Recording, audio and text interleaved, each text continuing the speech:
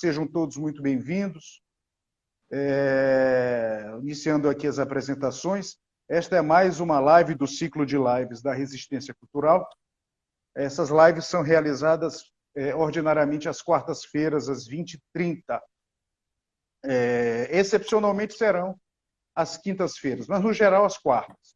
Então, todas as quartas-feiras, às 20h30, receberemos aqui algum amigo, uma personalidade de relevo da cultura brasileira, para tratar de temas de importância.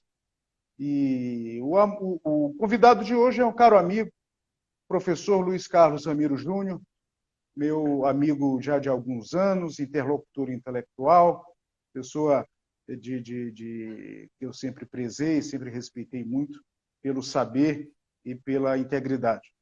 O professor Luiz Carlos Ramiro Júnior é mestre e doutor em ciência política, e eu convém destacar que a sua tese de doutoramento versa justamente sobre uma das maiores figuras da cultura brasileira, que foi e é o grande historiador mineiro João Camilo de Oliveira Torres. A tese de doutoramento do professor Luiz Carlos Ramiro Júnior é, por certo, a mais importante, a mais abalizada análise completa da obra e do pensamento do João Camilo de Oliveira Torres. É uma tese que merece ser lida e merece ser publicada em livros. Será, se Deus quiser, muito brevemente.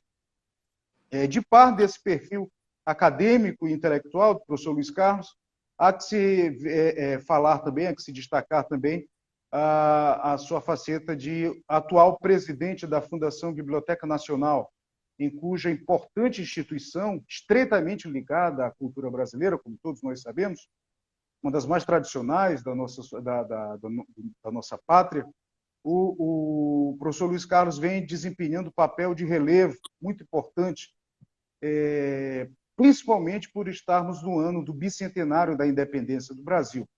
Então, o professor Luiz Carlos vem desenvolvendo um papel importante na publicação de livros, há muito esgotados, vem sendo reeditados alguns livros, há muito esgotados pela Biblioteca Nacional, na organização de eventos, de simpósios, de encontros, e num diálogo muito importante, muito interessante, talvez inédito, com a sociedade brasileira, sem, no entanto, expurgar ou discriminar quaisquer segmentos da sociedade brasileira, como situação essa que se verificou em algumas outras administrações. De par com todo o clima, com toda a crise política por que passa o país, a Fundação Biblioteca Nacional, independente dessa crise, vem fazendo um papel muito importante. Meu caro Luiz Carlos, meu caro professor Luiz Carlos Ramiro Júnior, prazer imenso te receber aqui. Eu peço agora que tu faças as tuas considerações finais. As tuas considerações iniciais. Ainda não acabou, as finais só no final mesmo. Tá bom. Zé Loredo, muito obrigado. Gostaria de, igualmente, parabenizar o trabalho que tens feito, não só nessa série, mas também aquilo que é produzido e é entregue pela Resistência Cultural. Acho que é um exemplo de resgate. Eu acho que é mais do que uma resistência, é uma ação. Eu acho que tu faz algo que produz um impacto incomensurável na cultura brasileira, e por todas essas obras que são reeditadas, originalmente trazidas a público. E, enfim, eu sou um admirador do trabalho e me sinto lisonjeado de estar aqui, me ombreando com outros que também passaram e outros que passarão. Enfim, estou à disposição para explicitar um pouco do meu trabalho, também o que eu faço na Biblioteca Nacional, o que eu penso. Enfim, estamos aqui para conversar. Obrigado. Tá bom. Meu caro Luiz, sou eu que agradeço, uma satisfação muito grande. De início, eu queria que tu fizesses um resumo dessa tua ação à frente da Fundação Biblioteca Nacional. Esse aspecto institucional é muito interessante, porque não se trata, tu não és um tecnocrata, um burocrata à frente de uma instituição tão importante para o Brasil como é a Biblioteca Nacional. Não, atualmente preside a Fundação Biblioteca Nacional um verdadeiro intelectual, formação acadêmica robusta e de experiência acadêmica e corporativa. Essa fusão se faz muito interessante. Eu queria que tu traçasses, que tu fizesses um resumo dessa atuação, dessa tua ação à frente da Fundação Biblioteca Nacional, muito ao ensejo do bicentenário da independência do Brasil, que é uma efeméride que dispensa apresentações. Efeméride importantíssima, talvez a mais importante desde o centenário da independência do Brasil, justamente há 100 anos. Por favor, Luiz, ficas à vontade. Certo. Bom, eu tenho uma formação, né, em Ciências Sociais e Direito, e também transitei por questões familiares na área da indústria, do comércio, enfim, também tive empresa, então sei, digamos assim, o cotidiano da vida como ela é, né? Ainda que eu não observe, na verdade eu venho da universidade, um professor e toda uma formação, né, completa, mas eu reconheço as falhas da instituição, mas eu sei da sua importância também como uma instituição permanente, que está doente, está em crise. Acho que a gente usou e vai usar várias vezes a palavra crise aqui, mas ela precisa ser resgatada ou restaurada. Quando eu entrei na biblioteca, a convite do então presidente Rafael Nogueira, e já foi no momento de transição geral, em relação ao governo e tudo mais, e eu tinha uma missão que era envolver intelectuais e trazer, resgatar essa relação com a Biblioteca Nacional. Isso é muito típico, mas ao mesmo tempo era muito marcado por redutos. É muito comum uma instituição como essa ser, digamos assim, reduzida a um grupo, digamos assim, que se apodera e que se mantém, até porque ela traz muitos benefícios. Então, claro que, ao mesmo tempo, é um trabalho de transição com essas pessoas, sem aquilo que é bom a gente mantém e aperfeiçoa, mas há, às vezes, muitos vícios nessas relações. E esse foi um desafio, e o Rafael Nogueira soube muito bem conduzir. Foi um momento difícil, um momento de pandemia, a instituição ficou fechada por um tempo e tal. Mas a gente fez grandes ações respondendo a isso, né? A biblioteca, inclusive, ela foi e é muito marcante na sua dimensão digital. Você tem uma ideia, né? A gente pode considerar como um dos sites mais acessados do governo, são 100 milhões de acessos ao ano, por conta da BN Digital, aquilo que ela provê a todos. Espetacular você. Isso é impressionante. Então, eu já vinha com essa intenção. Ao mesmo tempo, e eu mencionei isso quando eu assumi no meu discurso de posse, eu falei algumas coisas assim, importantes, como quando você está numa gestão pública e uma gestão baseada, né, na confiança, na lealdade, a gente tem um tempo. E esse tempo, ele depende de várias questões. Eu disse claramente, eu posso ficar aqui um dia como 1000 dias, isso não importa. A entrega, a vontade vai ser a mesma. E seja lá o que for, eu vou entregar da mesma maneira como eu recebi, ou melhor, na verdade. Então, mas uma coisa importante é o destaque que nós fazemos aqui, eu acho que tem a ver com todo esse nosso trabalho, com essa noção de que temos um vale, uma crise geral e uma reconfiguração cultural no Brasil. Isso é muito forte, porque isso mobiliza intelectuais, mobiliza um rearranjo da cultura brasileira, uma cultura mundial mesmo, porque é uma crise civilizacional, ela é muito mais profunda. Uma pessoa aqui muito querida e muito, muito importante, até para mim, né, nesse tempo recente, um amigo, o professor Edgar Leite, presidente da Academia Brasileira de Filosofia. Eu lembro que quando eu conheci, a gente fez né, isso num restaurante no Rio. Aí eu fiz um comentário sobre a crise da universidade. Ele falou, não é uma crise apenas da universidade, é uma crise civilizacional que nós temos. E recompor tudo isso não significa apenas reeditar, ou restaurar, ou reapresentar alguns autores, significa mostrar novas direções, porque as pessoas estão carentes disso. E E eu acho que isso é um trabalho que as instituições permanentes de cultura precisam fazer. E aí eu também falo em relação desse trânsito entre a universidade e uma instituição cultural, porque a universidade ela perdeu muito do seu caráter, daquilo que ela trouxe como uma tentativa de monopolizar ou agregar para si todas as capacidades de expressão educacional e cultural e de pesquisa, né?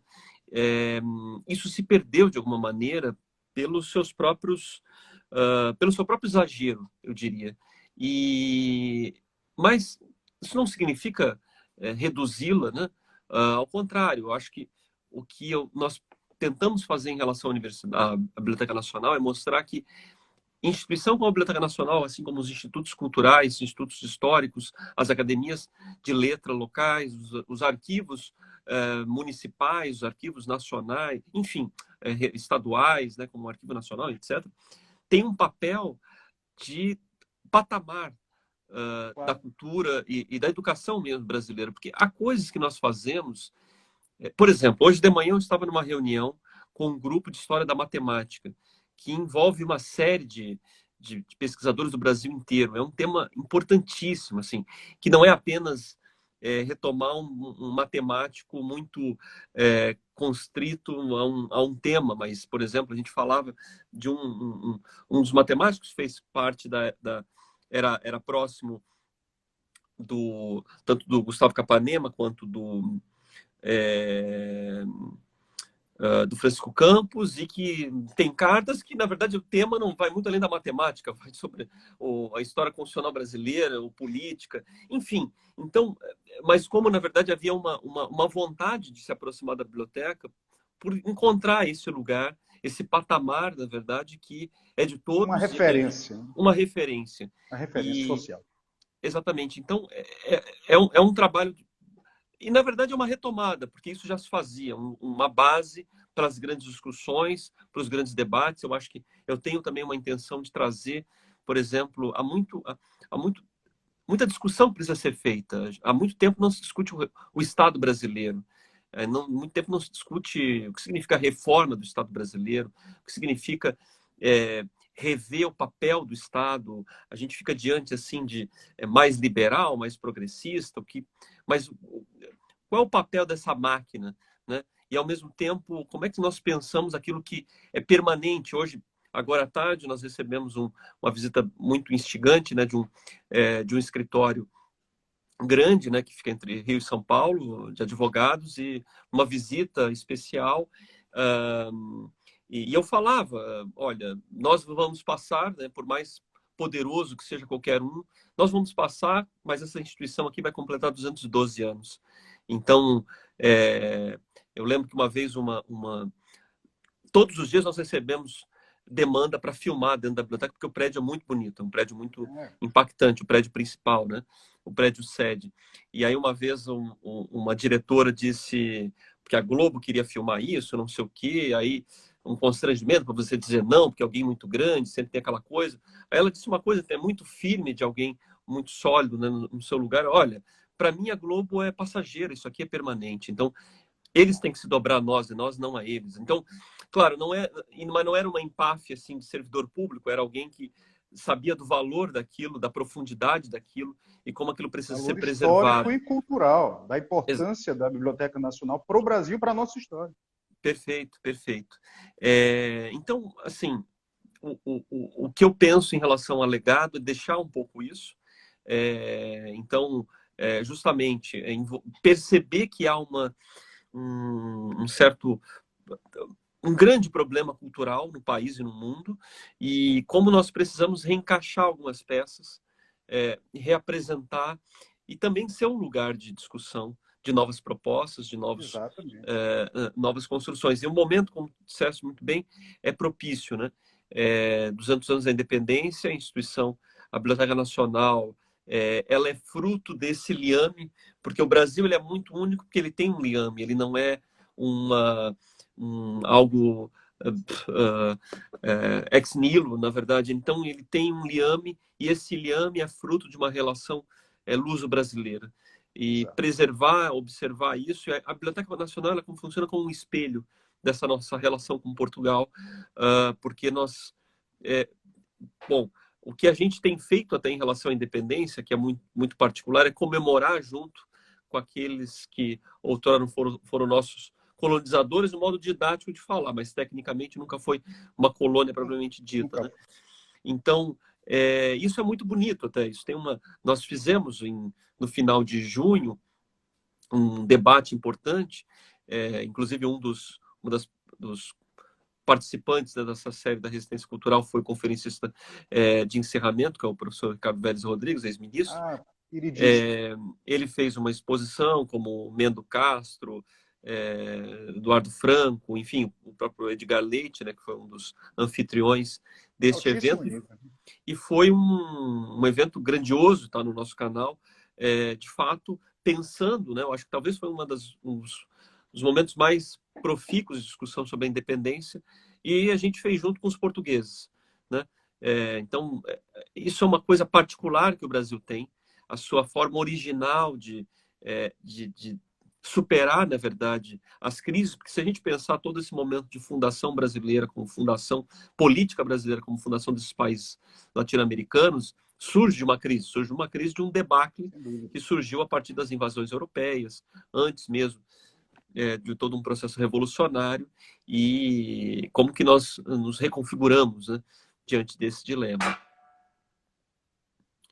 Enfim, eu traço um pouco esse cenário de uma superação e como podemos contribuir.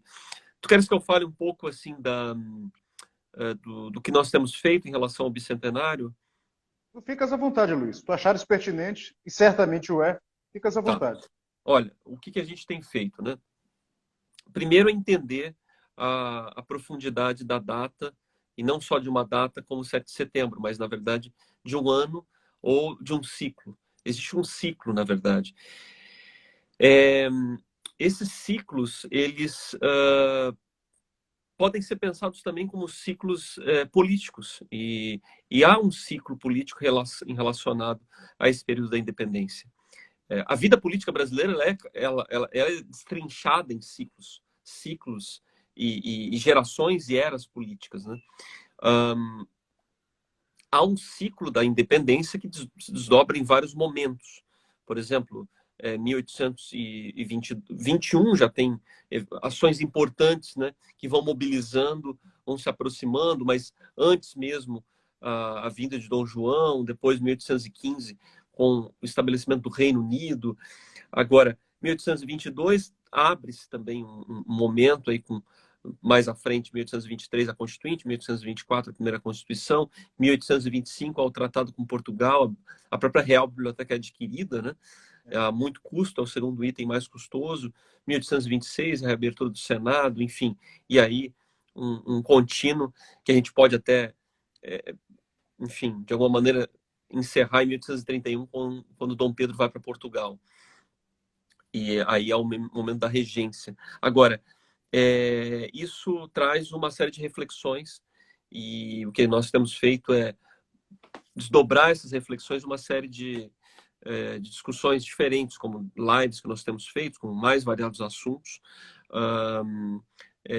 promoção de pesquisa, né, utilizar aquilo que a instituição já tinha como fomento, alguns fomentos integrados à pesquisa dentro do circuito do bicentenário, publicações, retomada dos anais da Biblioteca Nacional, publicação muito importante isso. De obras originais também, saiu recentemente uma sobre o Conde da Barca, alguns volumes dos anais especiais do bicentenário, essas jornadas também marcadas, né, pelo bicentenário, novos dossiês, logo vai sair mais um dossiê sobre os panfletos da independência, enfim, aquilo que temos de ação em geral, tendo como uma roupagem, né, o verde e amarelo. Por exemplo, o maior prêmio da língua portuguesa é o Prêmio Camões, então a chamada, né, com verde e amarelo, assim, que o Prêmio Camões vem da biblioteca junto com Portugal.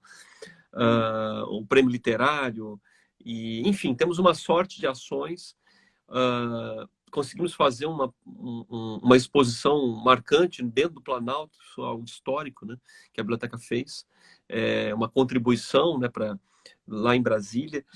Também contribuímos a parte intelectual da recepção do coração de Dom Pedro I, foi feito pela Biblioteca Nacional. E em outubro será posto a lume, né, a exposição do Bicentenário, que a gente está até acertando. Na verdade, ela vai estar pronta ao longo do mês de outubro para todo visitante, vai estar também uma versão digital, mas a gente está programando para o dia 31 de outubro digamos assim, cerrar as fitas, né, para o evento de lançamento, que na verdade também marca o aniversário da Biblioteca Nacional. Na verdade, é 29 de outubro, porém, como cai num fim de semana, a gente passa para o seguinte. E então, acho que vai ser um evento bem bacana e também vai ter transmissão, em geral tem... E aí, aquilo que é transmitido, a gente tem coisas quase que diariamente, né? Oficinas, lives. Ontem teve um evento de uma série de conferências sobre os cânones brasileiros. Ontem foi sobre Gustavo Corsão, com o professor Marcos Cotrim, que é também um motivo aí dessa tônica de resgate. Antes de ontem, fizemos um lançamento que também mostra a versatilidade da instituição, o lançamento de um livro chamado Dicionário Ósseo, que é da área da medicina, mas com uma pegada em filologia profunda, assim, sobre o porquê do nome de cada osso. E então tivemos uma mesa brilhante ali. Enfim, é uma play de ações, coisas muito diversificadas, uma entrada com instituições de cultura, de mídia, tentando sempre difundir aquilo que a gente tem, a instituição produz, né? Eu acho que esse é o papel, para não, de maneira alguma, enrijecer e quebrar um pouco com aquela ideia de uma biblioteca como um lugar fechado, um cofre inacessível e tudo mais. Um ambiente árido, um ambiente distante. Exatamente. Não, a ideia é quebrar com isso e trazer algo diferente, né? Então, é o que temos feito, e eu acho que dentro dos desafios, dos limites, é o que tem surgido e os resultados têm sido bons, assim. Nós nos sentimos muito felizes pelo dia a dia já, né? Então... eu sou testemunha disso porque eu acompanho as redes sociais tanto do professor Luiz Carlos quanto da Biblioteca Nacional e vejo que é uma instituição que não para.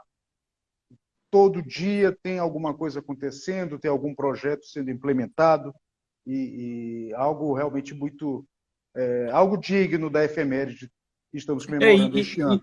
E também uma coisa muito de responsabilidade de Estado, na verdade, porque é uma instituição do Estado, né? Então, tanto pela sua representatividade, hoje mesmo nós divulgamos a nossa participação numa exposição na Itália, com peças da biblioteca, porque este ano também é o ano do centenário do nascimento da Teresa Cristina, né, da Imperatriz. Ah, sim.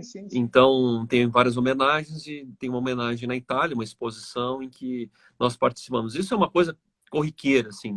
Foram mais de 13 exposições recentes, né, pelo mundo, com peças da Biblioteca Nacional, e a gente também tem uma parceria muito importante com o Itamaraty, porque, por exemplo, a Biblioteca Nacional patrocina a literatura... outra instituição importantíssima, indissoluvelmente ligada à história e à cultura brasileira. Exatamente. A Biblioteca Nacional, junto com o Itamaraty, nós patrocinamos a literatura, é um programa de tradução da Biblioteca Nacional que patrocina a versar a literatura brasileira para fora, né? Então, você pensar assim, uma nova edição do Machado de Assis, de Dom Casmurro para o grego, isso tem o selo da biblioteca, isso é feito, né? Eu estou falando até um título que veio recentemente, que chegou. Enfim, obras nas mais variadas línguas, isso passa por uma comissão todos os anos, e depende, claro, do volume de orçamento, a gente patrocina isso. E um diferencial deste ano, e até importante, né, para ti que és editor, é que a editora brasileira está podendo participar também.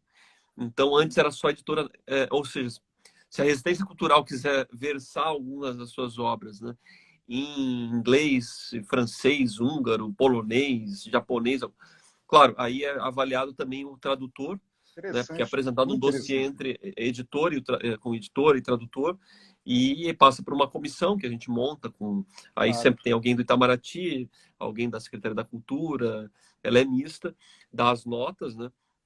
Tanto para a editora quanto para o tradutor, e aí é um ranking ali para ver quanto que nós podemos contribuir. É uma contribuição interessante, né? E eu acho que ajuda muito a difusão Sem dúvida. da cultura.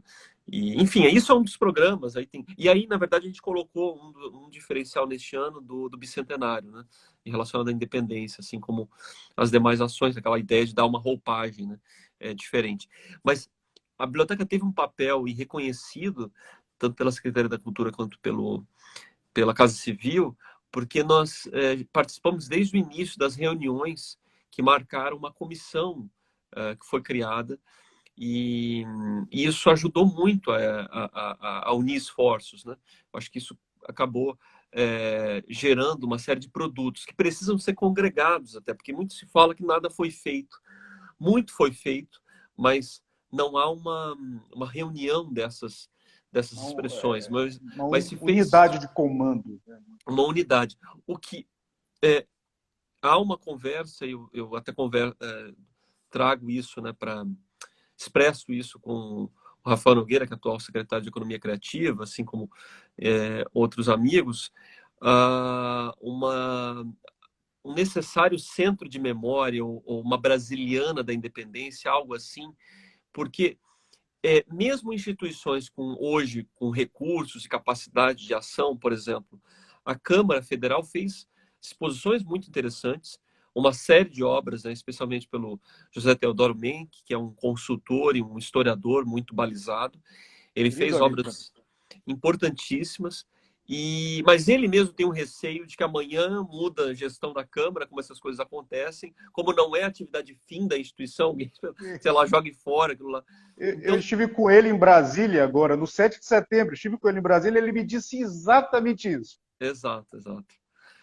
Que pena que nós nos encontramos, porque eu passei por lá também no Tu estavas 7 em de Brasília setembro. também? Estava Ah, lá. rapaz, Pois é. Mas uma olha pena. só, então, o que acontece é que existe, então, essa demanda até pela instituição, e é importante que a gente É consiga fazer importante isso. Quem mesmo. sabe no repositório digital, ter esse espaço, ter esse centro, né, como é o exemplo das brasilianas, que abraça uma série de instituições, cada uma contribui, e ali você tem um lugar central, né, para a preservação, também tem a rede memória e tudo mais. Mas eu falo isso porque, assim, quando a gente retoma as ações de 1972, mesmo de 1952, que é pouquíssimo falado, que são os 125 anos da independência, sobretudo 1922, hoje, quando o historiador vai retomar, ele não encontra um lugar é, Um central, assim, repositório único um que contenha. repositório. E hoje, com a maturidade das humanidades digitais, dos centros de memória, a gente pensa como isso é importante, como fazer Muito, esses muito, muito. repositórios únicos é marcante. Então, é uma lição que tem de hoje, já que a gente internamente tem conversado muito para produzir, quem sabe, fazer um abraço de várias instituições, né? Porque mesmo, por exemplo, nos 500 anos do Brasil, que se fez coisas interessantes e que se criou um colégio de curadores, estávamos em outro momento, acho que o momento político não era tão tenso assim, Não era, não era. porque Eu isso lembro um pouco e. Não, não era. Eu era garoto ainda, mas lembro. exatamente, isso nos atrapalha, né, muito. E o fato é que, mesmo naquilo ali, naquele instante, não se fez, por exemplo, uma. Teve várias obras, mas nada como um centro integrado ou um lugar que reunisse toda a memória do que se fez, na verdade. Seja um cartaz de exposição, seja é, filmes, documentários, não há. Hoje, nós temos não só condição de pensar isso, mas projetar esse. Eu lembro, é interessante essa analogia que tu faz, essa comparação que tu faz. Não houve houve iniciativas esparsas, muito pontuais. Eu lembro, por exemplo, de uma coleção editorial da edição da Livraria do Senado, Não sei se tu te lembra, a Biblioteca Básica Brasileira, uma coleção importante e tal, Sim, mas ficou lembro, né? restrito ao âmbito do Congresso, entendeu? Então, Teve algumas coisas, um evento em São Paulo muito grande, que eu acho que foi no Ibirapuera. Teve algumas publicações também. A Biblioteca Nacional fez uma publicação, um livro de mesa belíssimo. sim, sim, sim, eu lembro. Eu lembro, eu lembro de algumas publicações assim muito ah, uma organizada por acho que era uma época um professor da UFRJ de filosofia, Gerd Bornheim, que era um crítico de arte. Ele falava aquela discussão também sobre o conceito de descobrimento. Enfim, Sim. se falou muito nisso, né? Agora, é importante a gente pensar nesse e fazer, né? Alguma maneira de reunir tudo isso que cada instituição fez. Eu gostaria muito que, né, até como um sonho, assim, que a biblioteca fosse o lugar e a gente conseguisse realizar essa reunião de acervo, de Acho que seria o material. local mais adequado, sem dúvida. Exatamente. E de forma geral, assim, até quando a gente retoma historicamente as produções culturais, como essas reuniões de acervos, né, esses lugares de unidade, eles são importantes. Eu lembro que eu participei neste ano da banca de jogadora de um prêmio de ensaios, né, do Arquivo da Cidade. E um dos trabalhos analisados, olha essa coisa interessante, nos anos 70 havia uma discussão no Brasil, especificamente no Rio de Janeiro, sobre a criação de uma discoteca brasileira.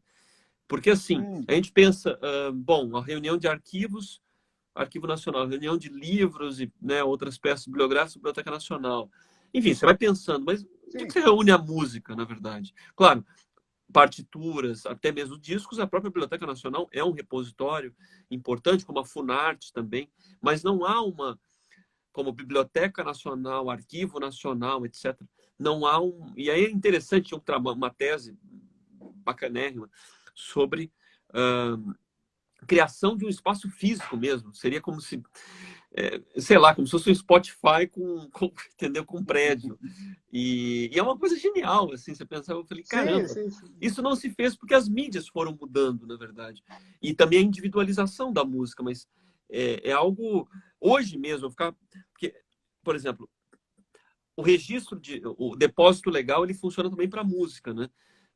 Então, existe nós não somos tão procurados porque não somos mais os únicos a fazerem o depósito de música, mas a Biblioteca Nacional recebe ainda muita partitura e tudo mais. Mas se você pensar assim, bom, uma ideia interessante seria quase como se fosse um Spotify público, que você pudesse Teria um acessar, por impacto exemplo, bem, bem curioso. você poderia acessar, sei lá, Chiquinha Gonzaga e entender Olha por que só. aquela música, sabe? São coisas, aí é que tá. Esse tipo de coisa é importante porque, a não ser que tenha um insight comercial muito diferente, muitas vezes tem que ter um impulso do poder público mesmo para fazer, do Estado, para pensar como isso é importante para guardar. Enfim, enveredei por uma ideia aqui meio aparentemente lateral, mas eu acho que se insere dentro Não, dessa mas noção. que converge perfeitamente para o É, que pro que tu estavas expondo. exatamente, É, exatamente. Enfim, e olha, o trabalho é esse, assim, eu acho que eu convido todo mundo a olhar, conferir, né, tanto o nosso portal, quanto dentro, né, tem o portal da BN Digital, e acompanhar também nossas redes sociais, YouTube.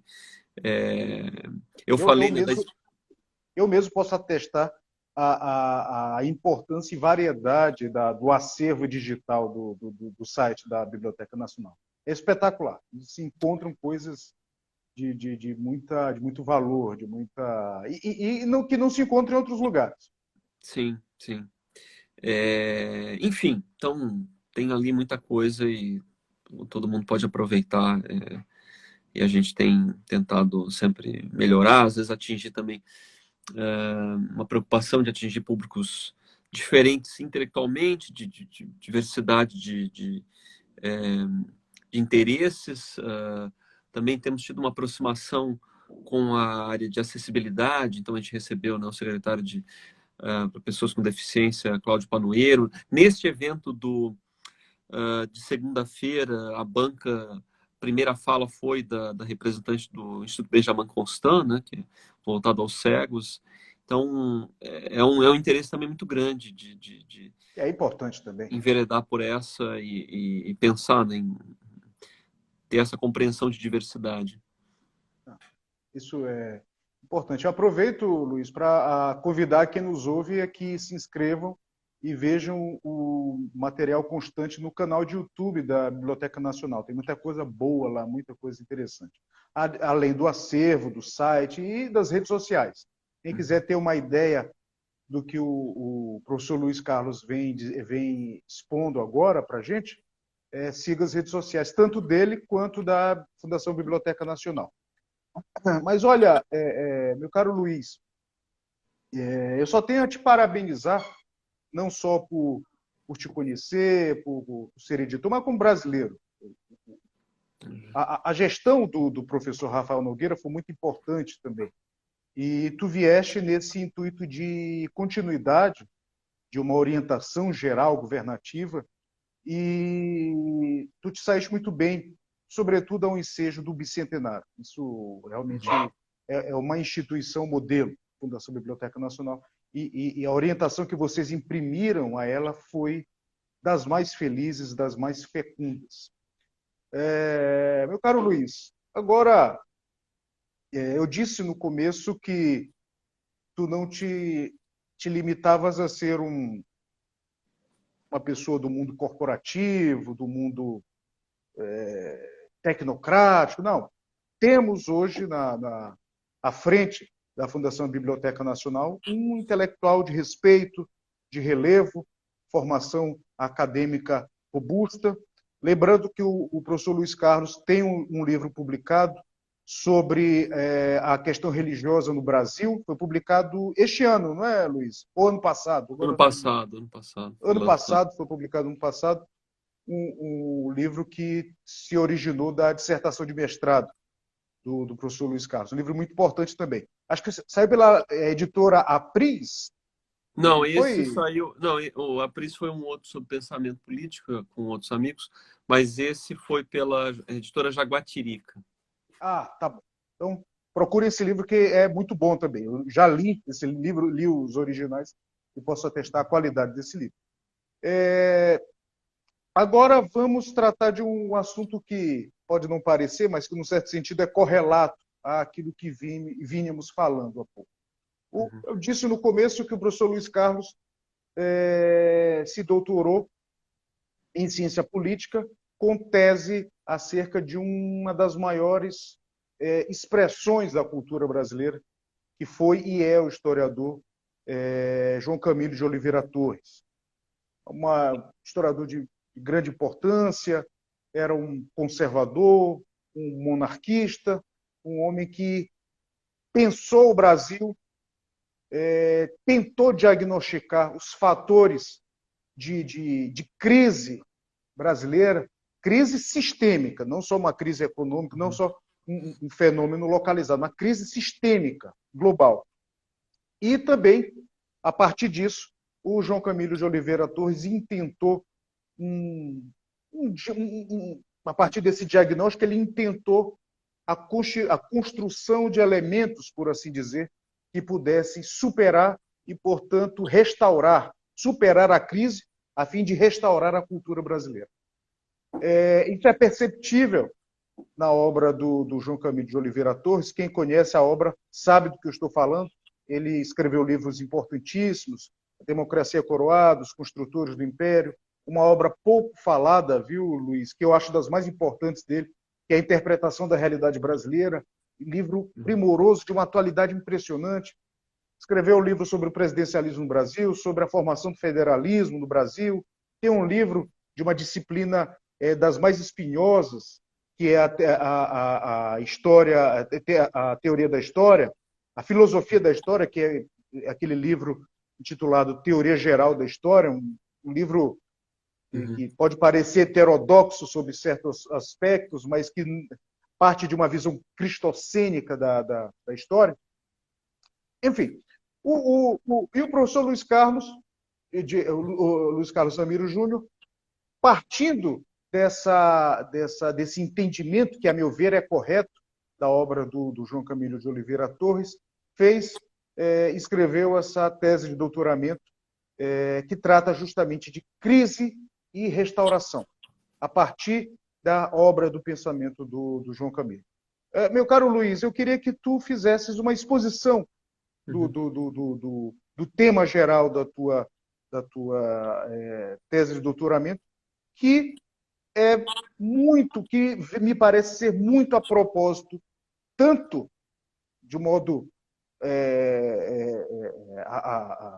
a tua orientação como presidente da Fundação Biblioteca Nacional e, sobretudo, vem muito a propósito da situação de crise sistêmica que vivemos hoje.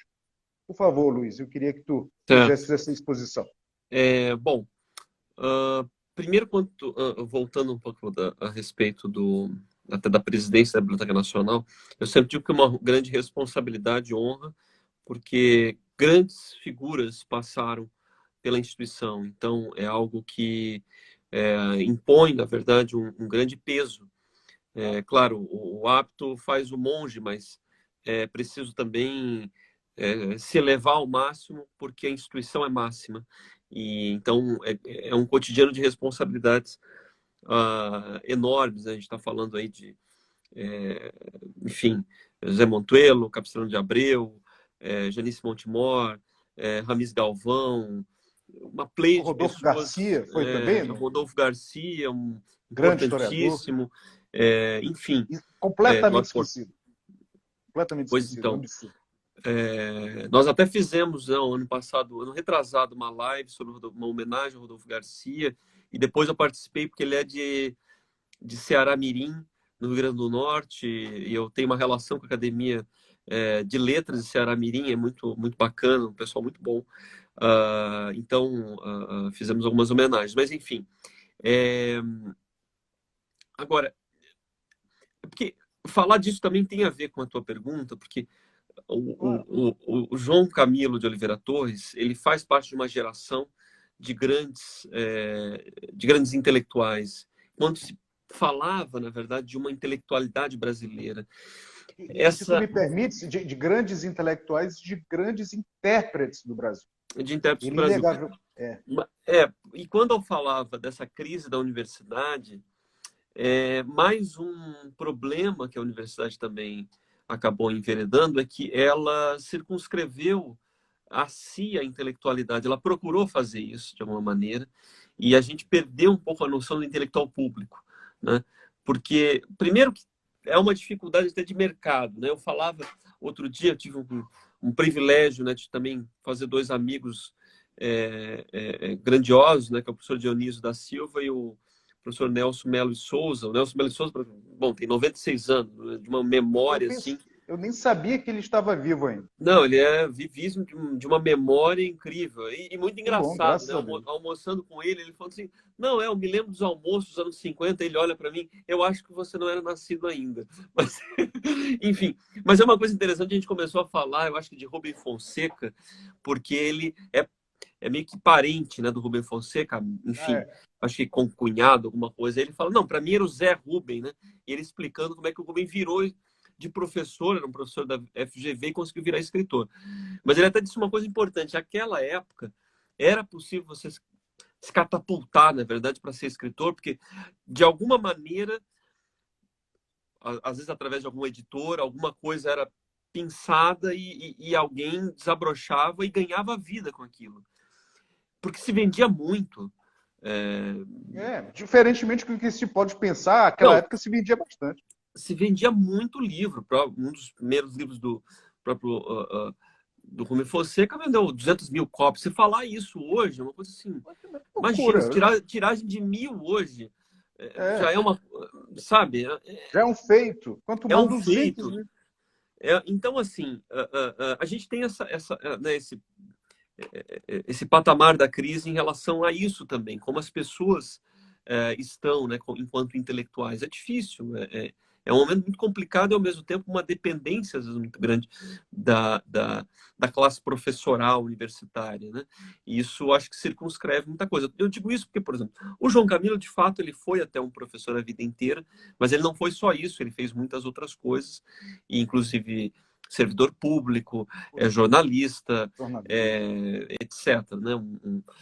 Então, havia Um uma homem versatilidade. que teve participação na política partidária também. Teve Exato. alguma ligação com a UDN mineira? Deve ter tido. Exatamente. Ele, assim como o irmão, né? Que foi o irmão era o irmão que fez a costura inteira E pro esse foi Manifesto dos político mesmo. Mineiros.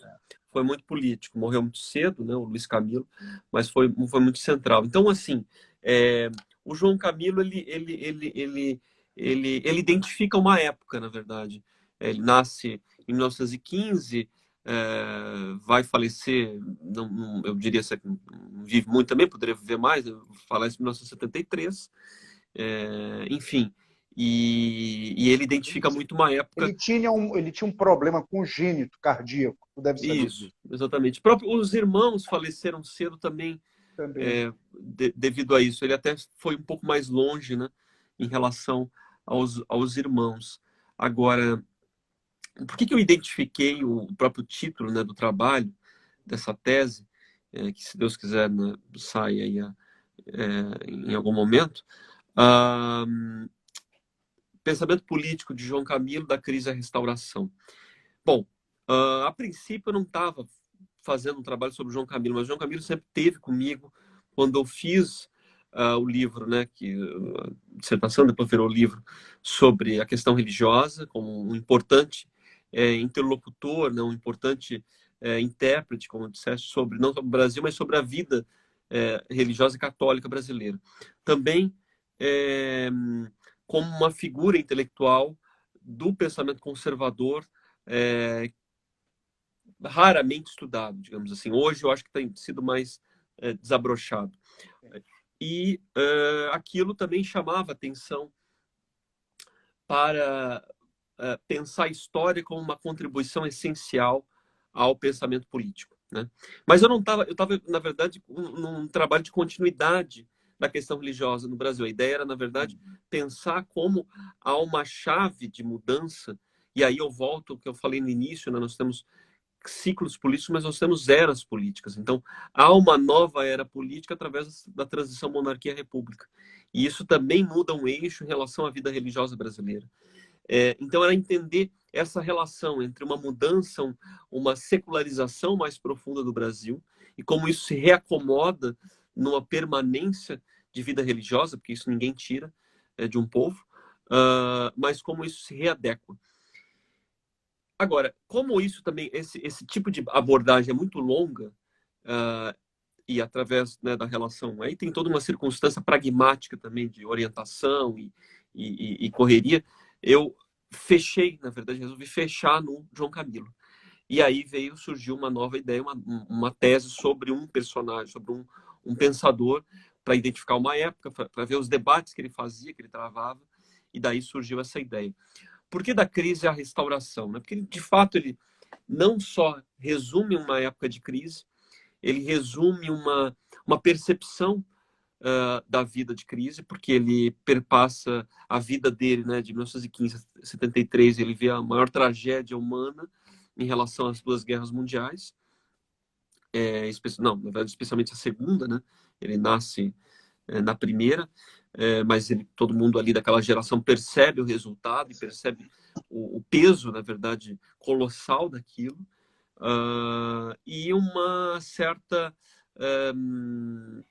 e também uma reacomodação política no Brasil, porque perpassa, né, o período Vargas, a ditadura do Estado Novo, todos os constrangimentos que vieram dali.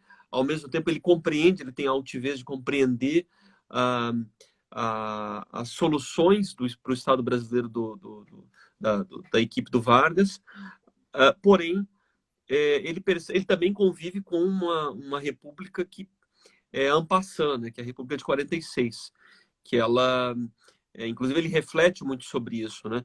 Toda vez que há uma mudança de ciclo político, você não resolve os problemas anteriores, eles vão te chicotar depois. Claro, E ele claro. fala, mesmo já nos anos 50, ele fala, olha, isso aqui tem... Porque, de fato, ali, quase com Café Filho, já começou a surgir crise já naquela república que já estava...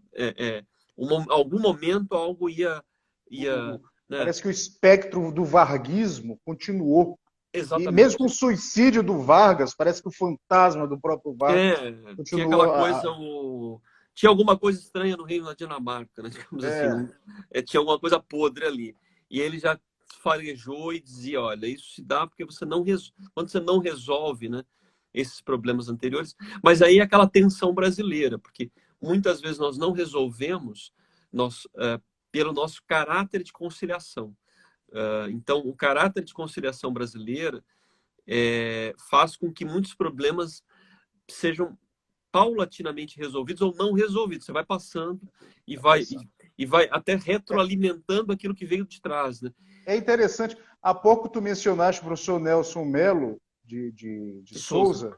Aí eu logo lembrei de um prefácio que ele escreveu para a última edição de um livro importantíssimo, do Paulo Mercadante, A Consciência Conservadora no Brasil. E tu falaste agora nesse traço de conciliação, lembrei do livro do Paulo Mercadante, que trata exatamente desse o traço marcante da nossa índole, que é essa de conciliar, mesmo com aquilo que não deve ser conciliado. Muitas vezes dá certo, no campo da convivência e da contingência, é uma virtude, mas muitas vezes no campo dos princípios é um vício.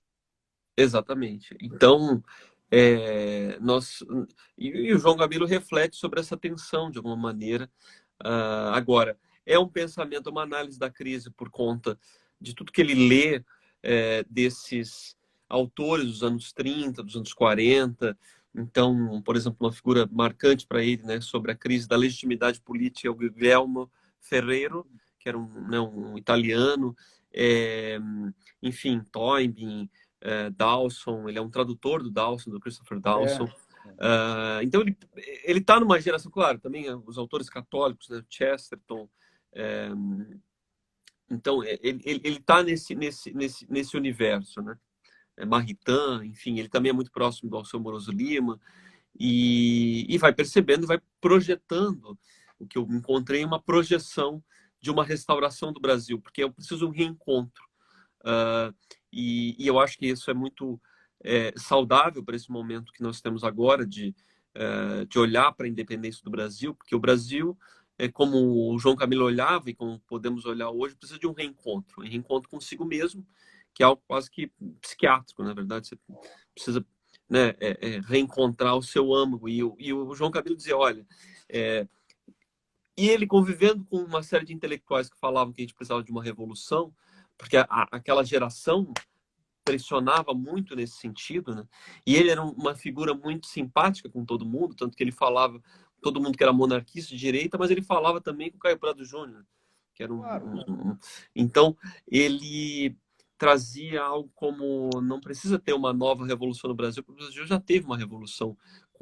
Só que é uma revolução original, é uma revolução no sentido de restauração, porque o Brasil nasce restaurando Portugal, que Portugal perdeu, né? Tu até mencionaste, por exemplo, uma obra que a biblioteca trouxe, que na verdade foi um fruto de uma coedição com o Centro Dom Bosco, que é uma reedição da História de Portugal do João Ameal. E, na verdade, o Centro Dom Bosco tinha, né, eles entraram no edital, que é o edital que todas as editoras podem participar de coedição, e abraçaram, né, a Biblioteca Nacional com a marca, porque é uma coisa importante também, tanto para a editora quanto para nós. Mas ali eu estou lembrando disso, que o João Ameal, por exemplo, ele é muito honesto, né, quando ele percebe, e há uma amargura, na verdade, dos historiadores honestos portugueses, quanto esse corte, essa secessão que, na verdade, é provocada por Portugal em relação ao Brasil, né? Então, eu até utilizei, assim, até estou com um livro aqui na minha mão, porque que é esse aqui, né? Enfim, recentemente excelente trabalho da Biblioteca Nacional. Eu acabei utilizando para uma outra intervenção, e esse capítulo veio muito a calhar, assim, sobre como de fato nós resgatamos muito que Portugal estava perdendo, e eu acho que se complicou muito naquilo porque demorou muito para se recompor, né, por si só. E então é isso, acho que o João Camilo ele traz, né, essa noção de crise e como é possível pensar num novo movimento, retomando aquilo que é base, aquilo que é fundamental do Brasil. Por exemplo, nós temos uma relação muito íntima com o município. Isso precisa ser valorizado. A vida local, né? É Toda a uma nossa noção, tradição.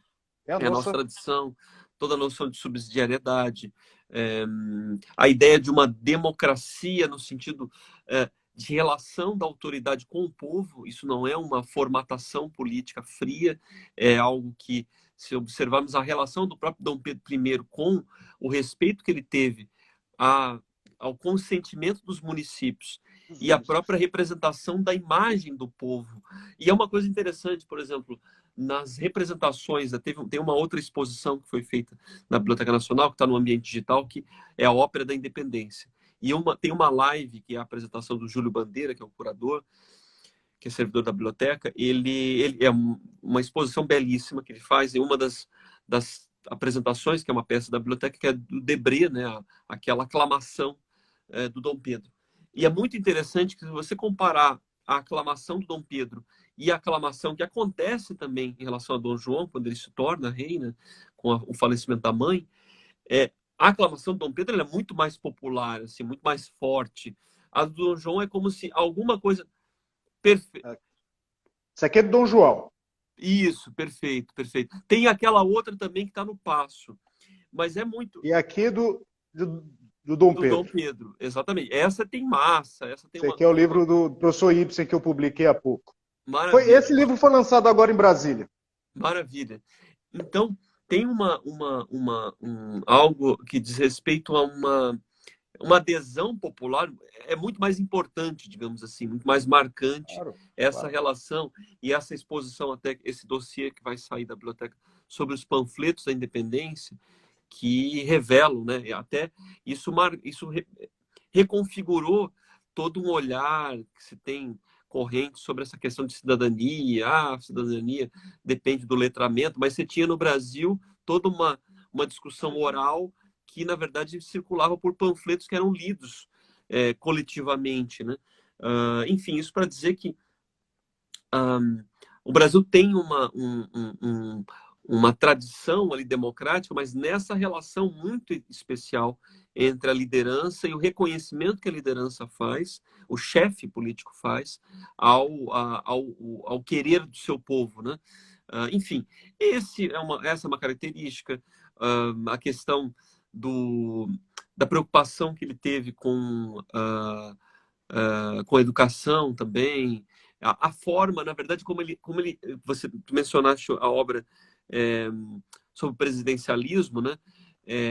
Que ele mostra, na verdade, ele fala ali do complexo de Bruto, que se criou, né, em relação a forma que, na verdade, é praticamente assim, mostrar como o Floriano Peixoto rouba a cena e ele quase que é ele que formata o modelo de presidencialismo no Brasil, na verdade, porque pela conformação política original, nós somos monárquicos. É isso que diz respeito ao Brasil real. Tanto que um presidente, para ser presidente, ele, na verdade, de fato, ele é praticamente um imperador, mas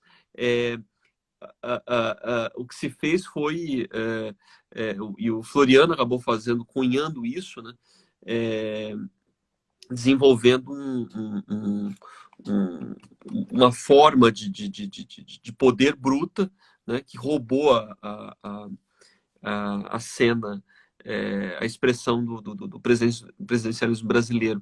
Enfim, então ele vai revelando uma série de características que identificam essa crise no Brasil e ações, ou reações para uma restauração. Claro que tem a questão da... E aí eu acho que eu acabo revelando algo mais espinhoso quanto ao pensamento dele, que é em relação à igreja. Porque, claro, ele vai sempre expressar, né, a catolicidade brasileira, como o Brasil é um país cristão, e isso é marcante, isso está no seu desenvolvimento cultural. Claro que ele bebe muito, né, de Gilberto Freire, mas ele vai além, né? Porque Gilberto Freire também tem muito uma relação quase que culturalista com a religião. O João Camilo é de fato um pensador católico, né? Ele até ele até fala que ele é de uma geração que muitos se converteram, mas ele disse: eu nunca saí de casa, eu sempre fui da casa, ou seja, eu sempre fui católico e esse foi o meu horizonte. Mas eu acho que ele tem um dilema quanto ao concílio, porque ele percebe algum desandar, na verdade, da carruagem no concílio de 62 e 65, o concílio Vaticano II, que reconfigura, muda o rito da missa, enfim, é a modernização da Igreja Católica, e ele, ao mesmo tempo que ele fica constrangido com o que ele percebe de alguns resultados, embora ele morre em 73, ele vê relativamente pouco, mas já dá para ver muita coisa, assim, de forma geral, mas ele não vê tanto desdobramento, por exemplo, que depois vai se mencionar em relação a uma queda vertiginosa das conversões, das missões e das vocações. Mas ele já, digamos assim, analisa alguns desandares, né? E é engraçado porque, como eu tive a oportunidade de ir ao acervo dele, né, ao fundo que está na Universidade Católica de Minas, a PUC Minas, em Belo Horizonte, nas cartas e até mesmo em algumas recortes de jornal, ele era procurado como um lume, né, do conservadorismo católico, como alguém que devia responder a, por exemplo, a esquerdização, a presença do marxismo dentro da igreja. Claro.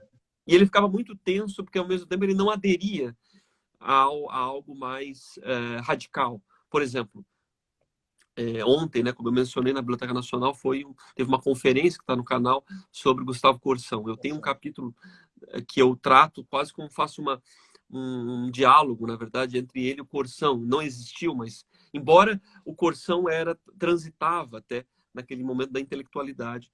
E, inclusive, eu menciono até, eu falo ontem, numa das minhas intervenções, como nas cartas que circulavam para o João Camilo, o Corsão era uma incógnita. Muita gente não entendia. Eu lembro de uma carta do Washington Vita, escrevendo: o que você achou do último artigo do Corsão? O que esse cara quer? Algo nesse sentido, entendeu? O que ele quer, na verdade? Muita gente não entendia. Já naquela guinada do Corsão para uma posição integrista. Exatamente, uma coisa mais profunda, assim, de crítica, ele antevendo algumas crises e tudo mais. E o João Camilo não ia até lá, na verdade. Então, mas ao mesmo tempo, eu percebi muita tensão nele nesse sentido, de perceber, por exemplo, certas decadências na própria na igreja de forma geral, mas não ia à frente, né? Ele critica muito a presença da esquerda, da Marx, como os padres, né? Os padres de, como se chamava, né? Eu acho que o Nelson Rodrigues falava dos padres de passeata. Batina. Padre de passeata. Batina não, passeata. Padres de passeata, ao mesmo tempo... a gente podia dizer os padres sem batina, né? Os padres que não querem usar sem batina, isso sim. Exato. Mas, ao mesmo tempo, ele dizia que mas tem que ter uma leitura mais plural. Aí tinha, eu acho que tu mencionaste a teoria da história dele, que é muito Teilhard de Chardin, né? Eu acho que ali ele também acaba sendo embebido, né, por um otimismo sociológico moderno e, enfim. Agora, isso não tira, na verdade, o que eu acho que o mérito dele é fazer o resgate da história do Brasil e do momento fundador. Eu acho que o máximo dele, que está especialmente em Democracia Coroada, claro, a interpretação da realidade brasileira eu acho que talvez a obra mais sociológica, no sentido de interpretar o Brasil, que ele faz uma mistura muito saudável, muito feliz entre Oliveira Viana e Gilberto Freire, que é curioso, porque, na verdade, o Gilberto Freire, uma das introduções do Casa Grande de Senzala é para bater no Oliveira Viana, e vice-versa. Então, é muito interessante o intelectual que casa esses dois e tenta fazer uma revelação do Brasil como ele deve ser e como ele é. Uma conciliação autêntica, né? Uma conciliação autêntica. Então, eu acho que o máximo dele é isso, é nos trazer o Brasil de volta e olhando... Eu também acho isso. Observando, olha, a gente tem algo a se orgulhar, a observar, que é o nosso momento fundante.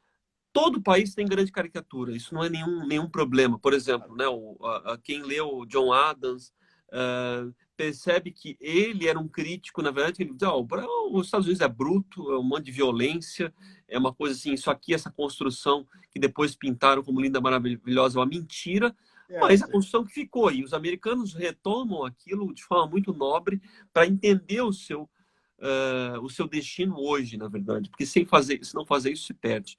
E a mesma coisa o Brasil. O Brasil tem que fazer isso, tem que retomar ao seu porquê, assim como se a gente entender, por exemplo, a Espanha, como a Espanha de Isabel, a católica, os espanhóis precisam entender por que foi importante, né, ter expulsado os muçulmanos, reconstituir, construir aquela nação para cumprir a sua missão, né?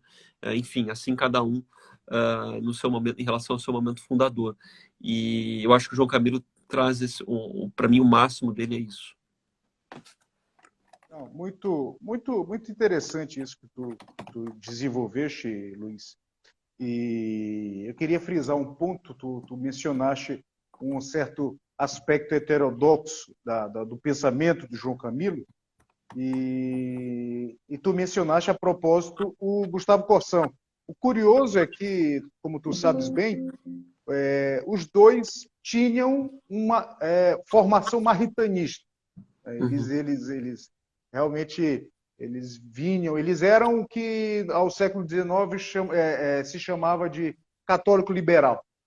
E o que me parece também, me parece isso também, é que enquanto que o Corsão conseguiu superar aquele momento de crise advindo do concílio e que gerou um mal-estar praticamente global, o João Camilo parece que não conseguiu dar o passo que seria o passo mais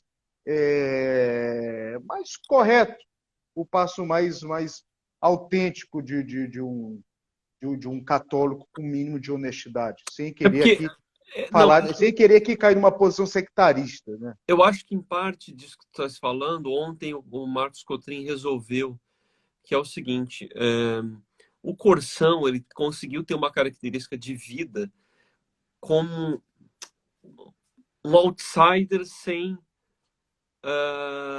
se alijar do mundo. Porque às vezes você se torna um outsider se alijando do mundo, né? Esteja no mundo, mas não viva para o mundo. Porque é difícil e é compreensível para qualquer cristão, né, católico, e especialmente se pensar em relação a um clérigo, por exemplo, enfrentar todo o bastião da oficialidade. Ao mesmo tempo, sem sair dela. É muito tenso, é muito difícil.